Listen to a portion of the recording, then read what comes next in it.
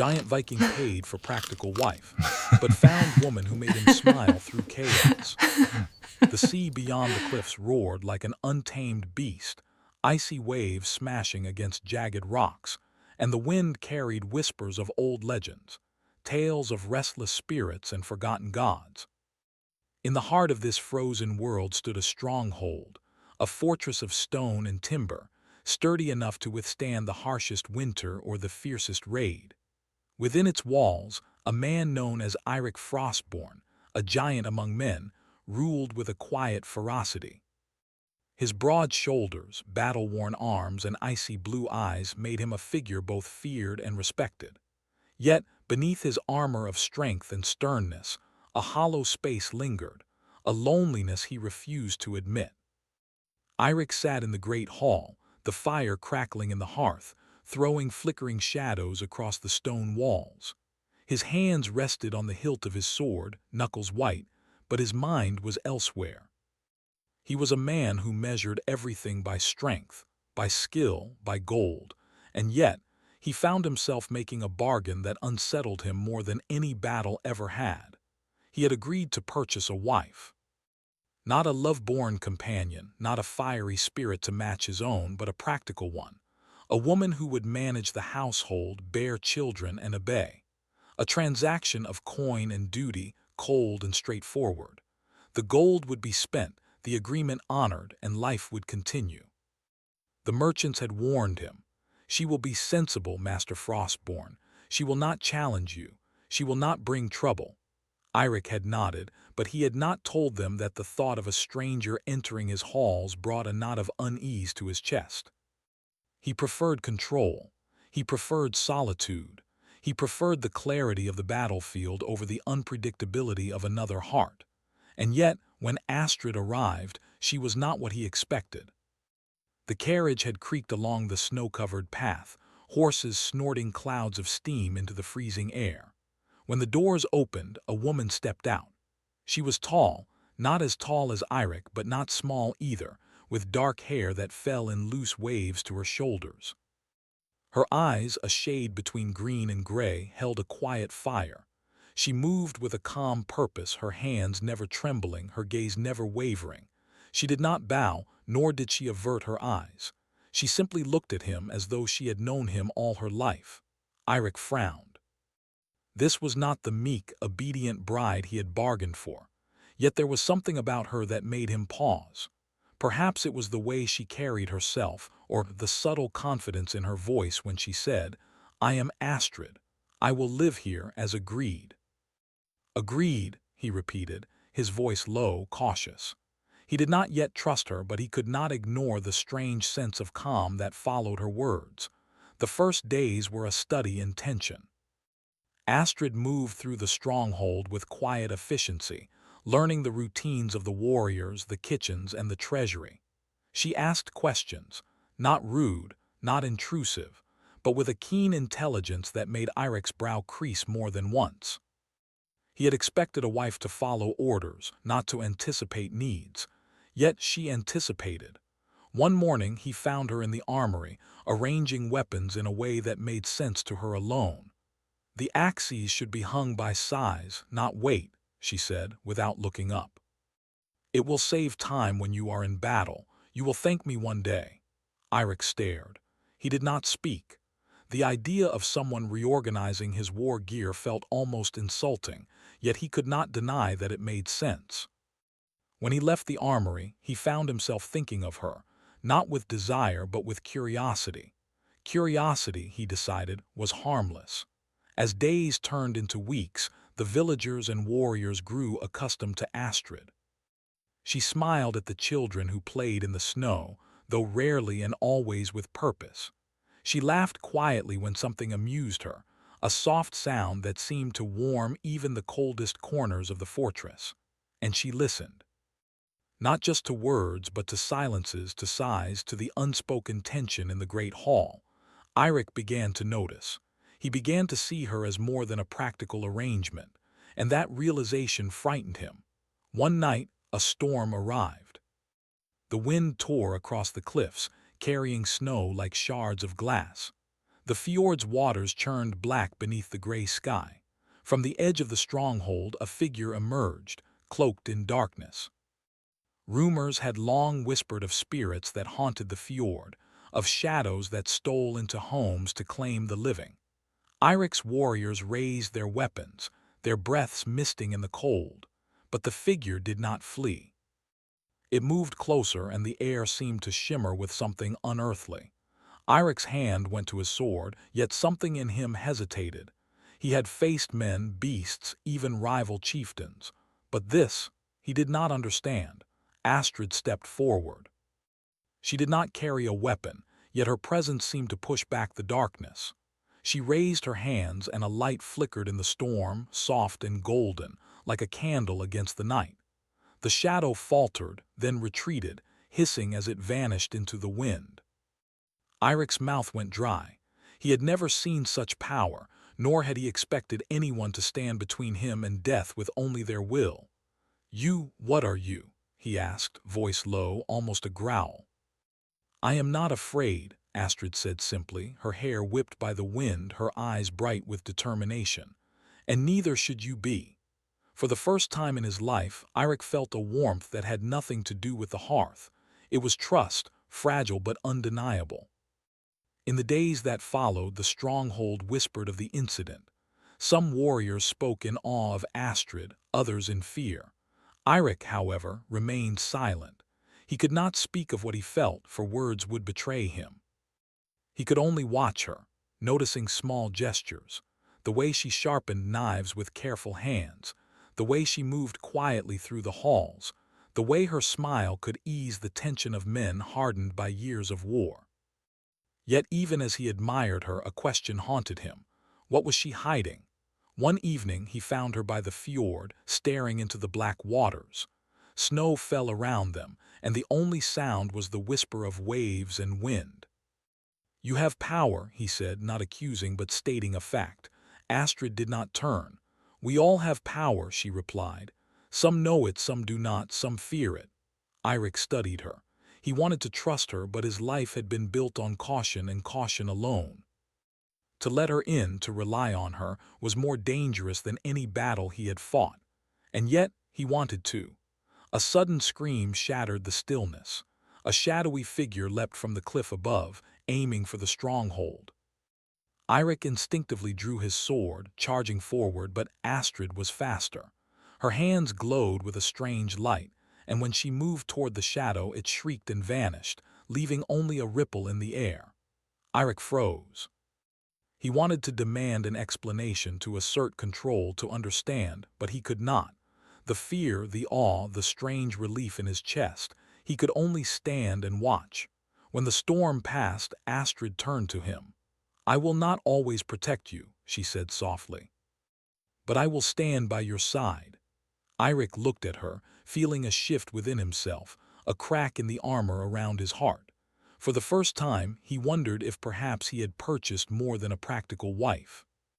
Perhaps he had found someone who could make him smile, even amidst chaos. The fire in the hearth crackled, shadows dancing across their faces. Outside, the fjord was calm once more, but Irik knew that darkness still lingered, ready to return. And for the first time he felt ready to face it, not alone but with Astrid by his side. As the wind howled beyond the walls, a new sound joined it, a soft, melodic hum that seemed to echo from the cliffs. Irik frowned. It was not the wind. It was something else, something ancient and restless, watching, waiting. He tightened his grip on the sword. Astrid's hand brushed his, almost by accident, and he felt a spark of something he had long thought lost. "Whatever comes," she said, her eyes meeting his, steady and unwavering, "we face it together." Irik nodded, and for the first time in his life he allowed himself to believe it. But deep in the shadows beyond the stronghold, eyes glowed. The fjord whispered secrets of vengeance, of curses, of battles yet to come. And one thought chilled Irik to his core. The storm had passed, but the war for their hearts and their lives was only beginning. Winter's grip had tightened over Fjordhaven. Snow lay thick on the cliffs, and the fjord's black waters reflected a sky as gray as steel. The stronghold, built of stone and timber, stood resilient against the storm, yet inside its walls, tension brewed as fiercely as the wind outside. The villagers whispered of dark omens. Wolves howled in the forests beyond, and the elders murmured warnings of old curses reawakening. Eirik Frostborn moved through the great hall, the weight of responsibility heavy on his broad shoulders. The attack from the shadow on the cliffs haunted him. Though Astrid had protected him, he could not shake the feeling that it had been only the beginning. That night had revealed something he had never admitted: fear. But alongside fear, a strange warmth lingered: trust. He could not deny it, and he did not want to. Astrid had changed the way he saw his world, not with words but with actions. She was not just practical. She was clever, perceptive, and unafraid to challenge him when needed. She had a mind that matched his strength, and a presence that could calm or ignite, depending on her will. On a morning thick with frost, Eirik found her in the courtyard, tending to the horses. Her dark hair was tied back, and her hands were steady as she brushed the animals, whispering gentle words that even the roughest stallions obeyed. "You have a way with them," he said, his voice gruff, yet tinged with admiration. Astrid glanced up, a small smile touching her lips. "They listen because I respect them. Strength alone does not command loyalty." Eirik frowned slightly, feeling a spark of irritation he could not place. She was always reminding him subtly that power was not just in muscle and gold. And yet, he found himself considering her words more than he cared to admit. The peace, however, was fragile. Word came from the northern villages. Rival clans were gathering, emboldened by tales of Eirik's vulnerability. They would not wait for spring to strike. Eirik convened his warriors in the great hall. The air smelled of smoke and pine. Torches flickered along the walls. "They think we are weak," Eirik said, voice echoing off stone. "They believe the storm can take us. Let them come. We will meet them on our terms." Astrid stood silently near the fire, observing him. She did not speak, but the steady confidence in her gaze seemed to strengthen his resolve. Eirik had grown used to relying only on himself, yet he realized, slowly and reluctantly, that her counsel mattered. That evening, they gathered for a feast, a celebration to honor the bond of the stronghold and its people. Yet the warmth of the fire could not chase the shadow of unease from Eirik's heart. As the villagers sang, as the warriors laughed and drank, he felt eyes upon him, watching, waiting. He did not need Astrid's insight to sense the danger that lingered beyond the walls. After the feast, Eirik found Astrid on the balcony overlooking the fjord. Snow drifted against the stone and the wind carried the scent of pine and ice. She was quiet, as if listening to some distant voice only she could hear. "Do you hear it?" she asked softly, almost to herself. "Hear what?" Eirik replied, approaching her cautiously. "The whispers," she said, her gaze fixed on the dark waters below. "The fjord remembers. There are things buried in its depths that do not forgive." Eirik shivered, though not entirely from the cold. "You speak in riddles." Astrid turned to him, her eyes sharp, clear. "I speak in truths. You cannot see them yet, but the darkness is patient. It watches. It waits for mistakes." He studied her. She was not afraid. She did not tremble. And yet her warning carried weight that settled deep in his chest. He realized he trusted her instinct more than he trusted any man in his hall. Days passed, and the tension grew. Reports came of small raids along the northern borders. Eirik and his warriors prepared, yet he increasingly sought Astrid's insight. She did not claim knowledge of the future, but she understood people, their fears and desires, and the patterns of events. Her advice, given quietly, had saved him more than once from potential disaster. One evening, Eirik found her in the library, a rare place of quiet amid the stronghold's chaos. She was bent over ancient texts, her fingers tracing symbols and maps long forgotten. "Why do you study these old writings?" he asked, curiosity piqued. "Because they hold lessons," Astrid replied. Not of magic, not of treasure, but of people, of choices, and the consequences that follow. He frowned. You speak as though you know the outcome before it comes. I do not, she said, her voice calm, but I can see patterns. That is enough to survive. Eirik regarded her in silence. Her confidence both unsettled and intrigued him. He had fought countless battles, slain enemies, and commanded loyalty through fear and respect. And yet he felt powerless when faced with the depth of her mind, the quiet authority in her gaze. The first real test came sooner than expected. On a morning when the fjord lay still under a veil of mist, scouts returned with grave news. A rival clan had amassed near the eastern woods, and their numbers were far greater than anticipated. Eirik convened his warriors immediately. He studied the maps, his hand resting on the hilt of his sword. Strategy was necessary, but he sensed a deeper danger. Astrid approached, her presence calm amidst the rising panic of men. Divide their forces, she suggested, her voice steady. Draw them toward the cliffs.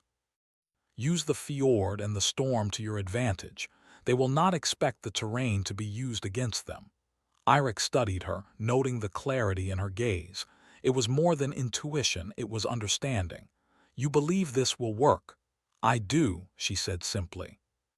He nodded, and for the first time he allowed himself to trust her completely. Orders were given, preparations made.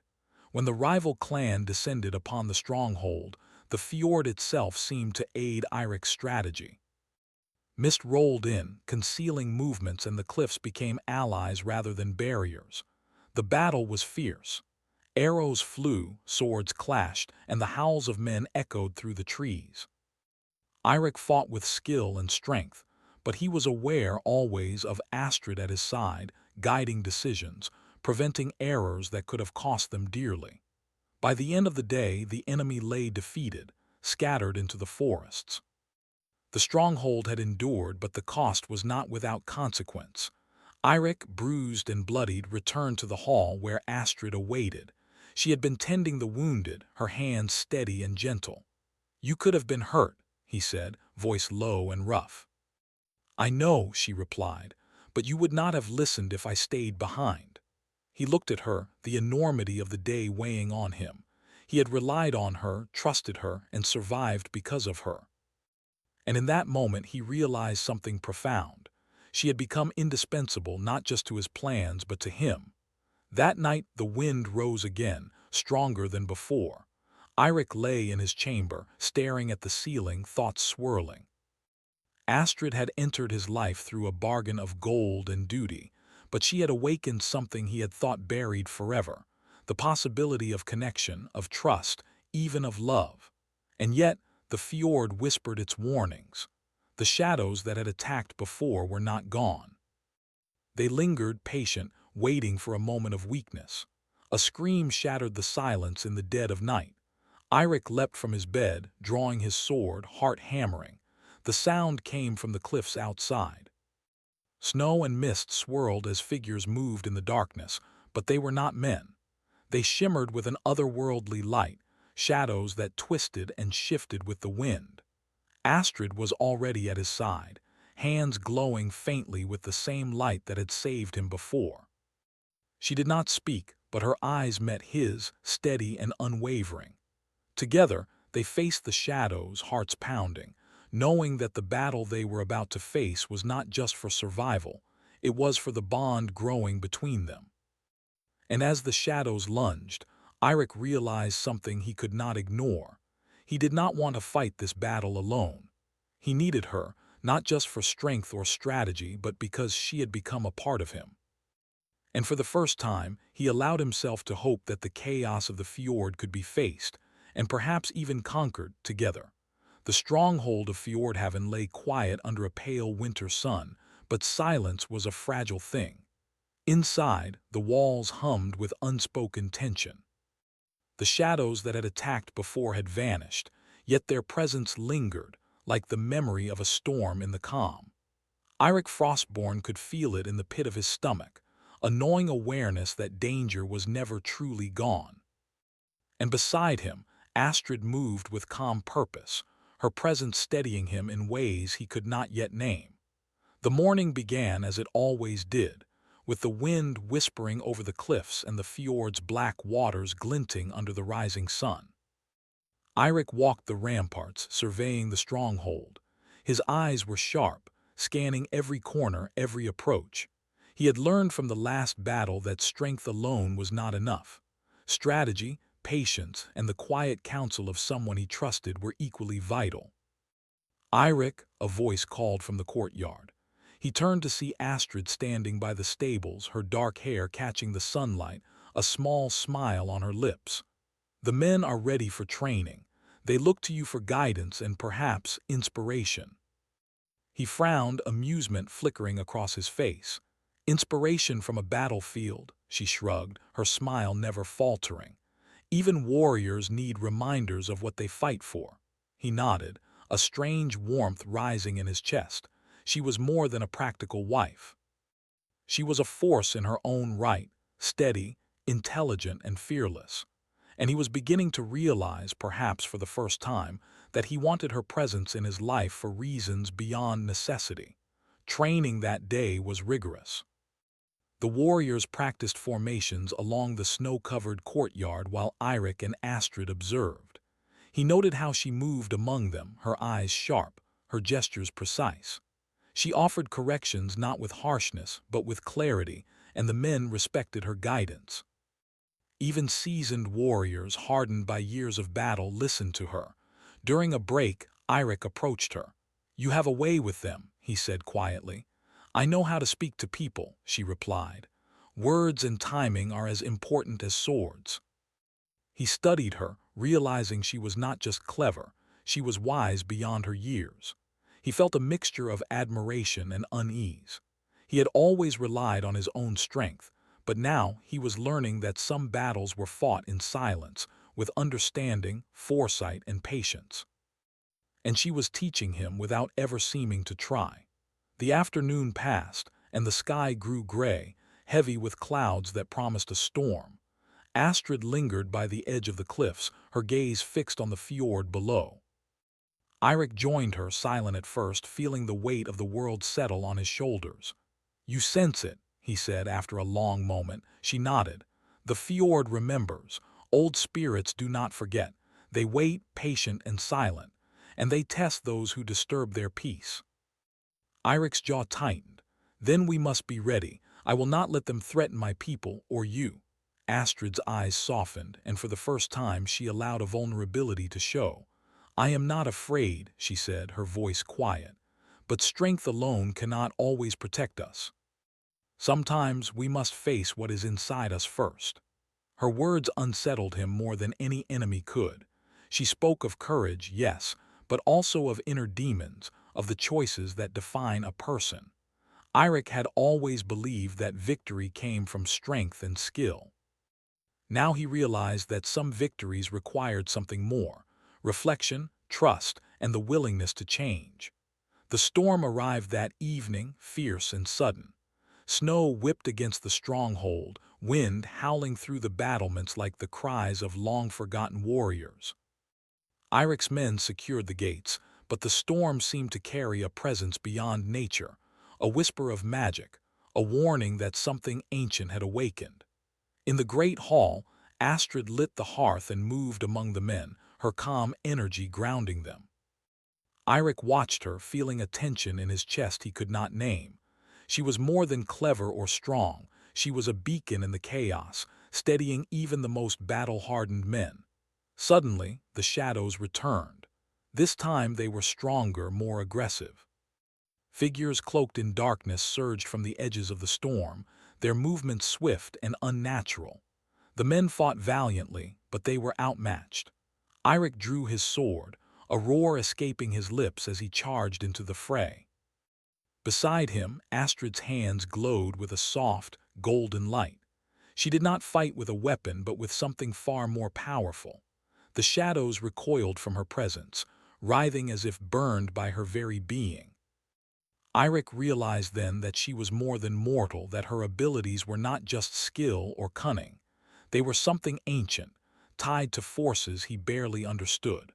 They fought together, back to back, their movements synchronized without words.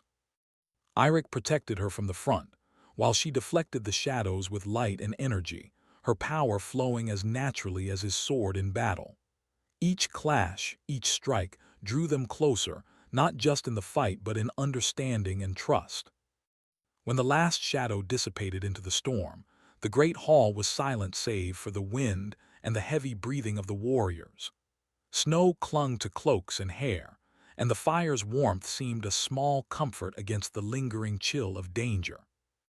Eirik sheathed his sword, his hands trembling slightly, not from exhaustion but from realization. He looked at Astrid, her face flushed, her eyes shining with intensity and something else, something he could not yet name. "You could have been hurt," he said, his voice low, rough with emotion. "I know," she replied softly, "and so could you. We protect what we care for, Eirik. That is all there is to it." Her words struck him deeply. He had always believed that care was a weakness, that attachment was dangerous. But now he saw it differently. To care, to trust, to stand with someone, even in the face of darkness, was strength beyond any sword or shield.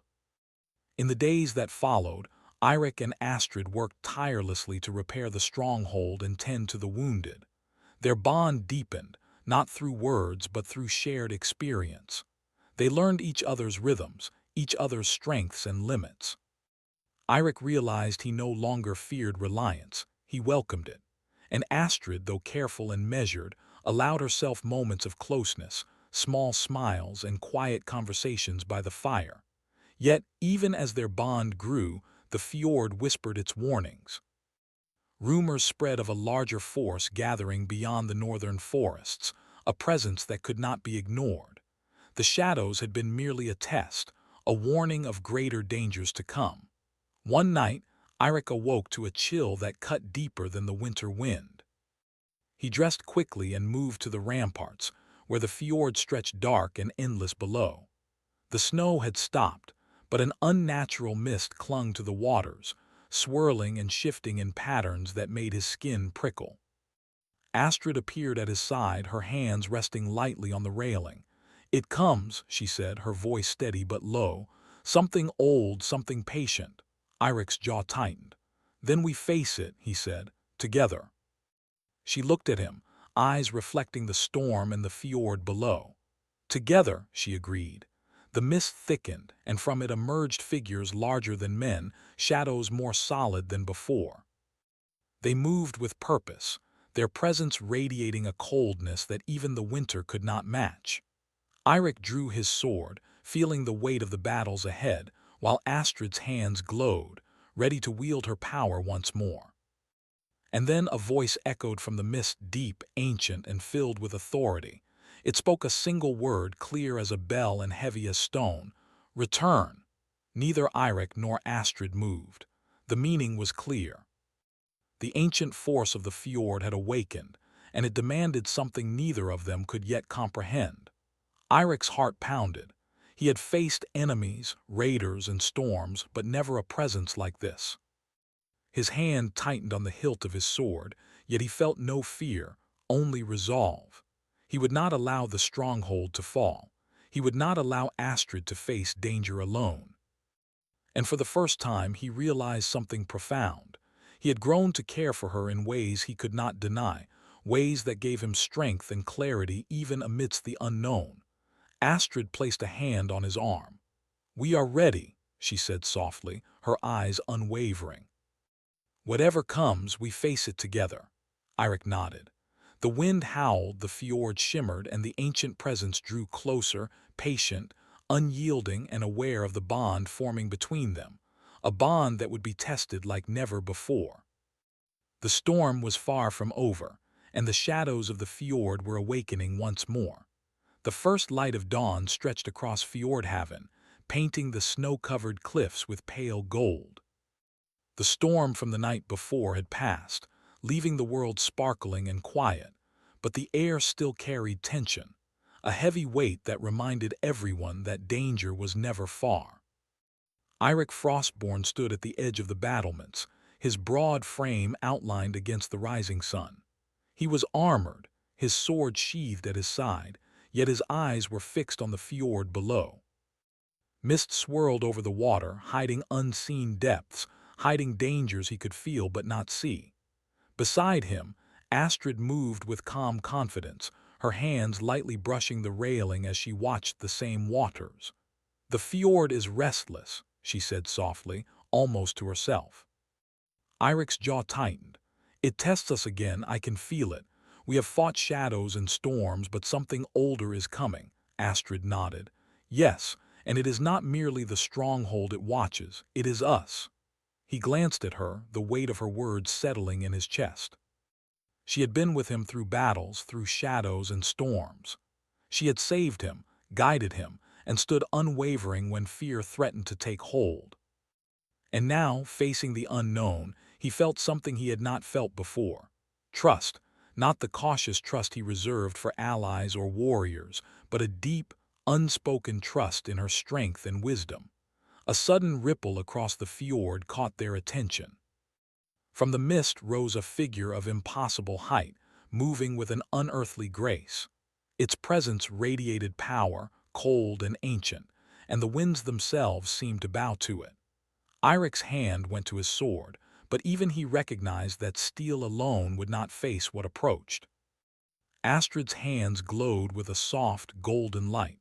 She stepped forward, standing beside Eirik, her eyes unwavering. "It knows our bond," she said.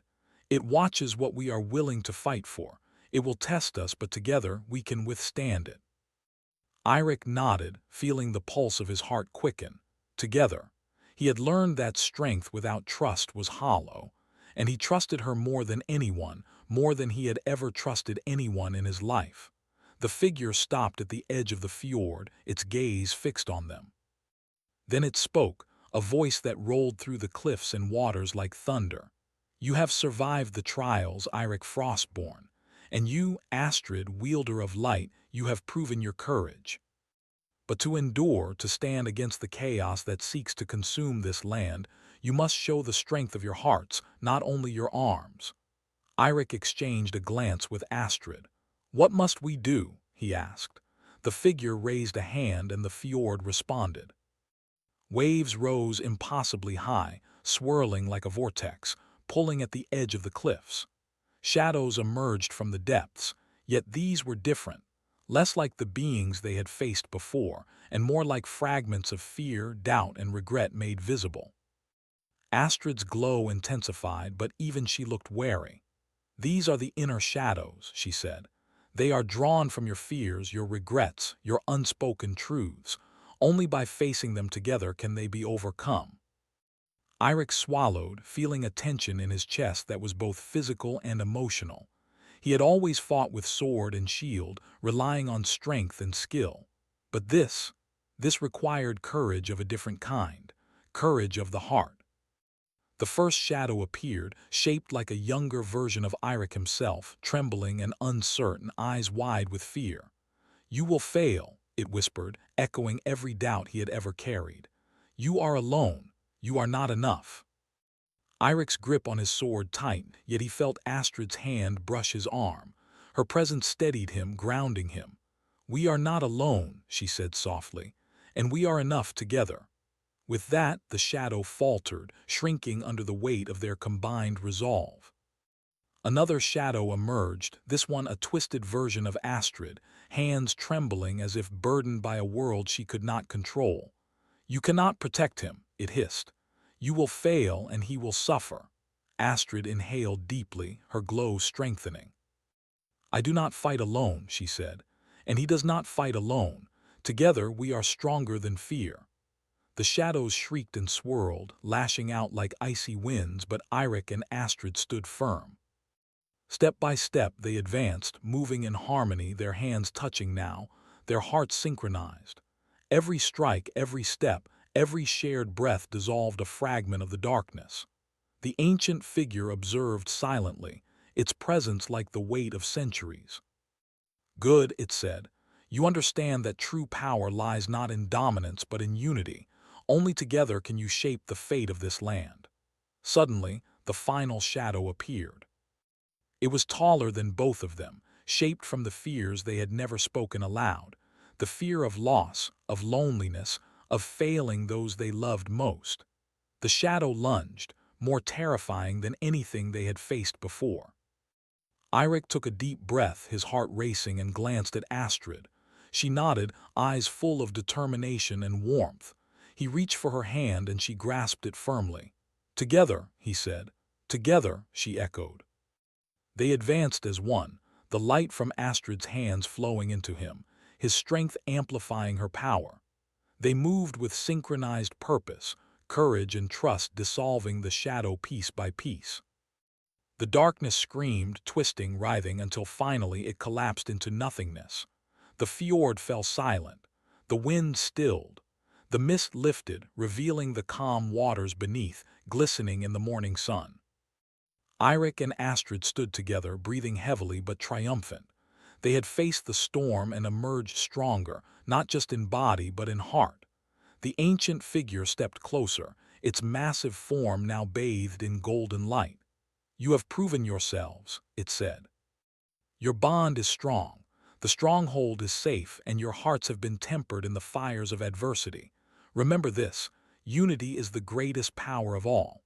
Eirik lowered his sword, exhaustion and relief mingling in his chest.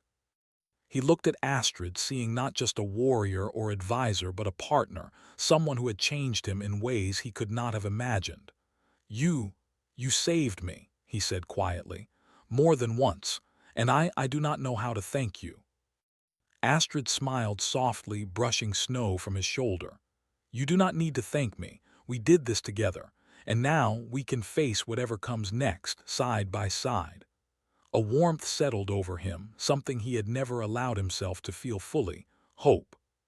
He realized that the stronghold, the fjord, even the dangers they had faced, mattered less than this: the connection, the trust, the bond he shared with her.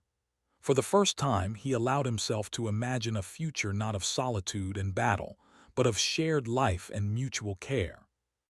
In the days that followed, the stronghold recovered. The men trained, the villagers resumed their routines, and the fjord seemed calmer, as if acknowledging the courage of its defenders. Eirik and Astrid worked together, side by side, their trust growing with each passing day. One evening, as the sun set and painted the snow in shades of pink and gold, Eirik and Astrid walked along the cliffs, the fjord stretching endlessly before them. The wind was gentle, carrying the scent of pine and the promise of spring. "You have changed me," Eirik said quietly. "And you have changed me," Astrid replied, smiling. "You have taught me that strength is not only in what we wield, but in what we trust, in love, in care, in standing together." He took her hand in his, feeling the warmth of her fingers, the certainty of her presence. "Then we face whatever comes together," he said. "Together," she echoed. From the fjord below, the waters shimmered like glass, reflecting the golden light of the setting sun. The shadows of the past, the fear and doubt, had been faced and conquered. The future remained uncertain, but for the first time it felt filled with possibility. Eirik and Astrid knew that whatever storms might rise, whatever shadows might return, they would face them side by side, their hearts united, their bond unbreakable. And in that moment, amidst the snow, the fjord, and the cliffs, a smile, a rare, genuine smile, passed across Eirik's face. Not from victory in battle, not from power or gold, but from the quiet, unshakable truth that he had found someone who made him stronger, who made him trust, and who made him feel alive in the heart of chaos. The fjord whispered its approval, a soft murmur of waves and wind. The stronghold stood firm, the shadows dispersed, and the dawn of a new chapter had arrived, for Eirik, for Astrid, and for the land they had sworn to protect. Even as the sun set behind the cliffs, one truth remained. Chaos may rise again, storms may return, but together their hearts were stronger than any shadow, any curse, any fear. And the laughter, the warmth, the hope they had found in each other would shine through the darkest nights. For in the heart beneath the frost, love had awakened, and it was unstoppable.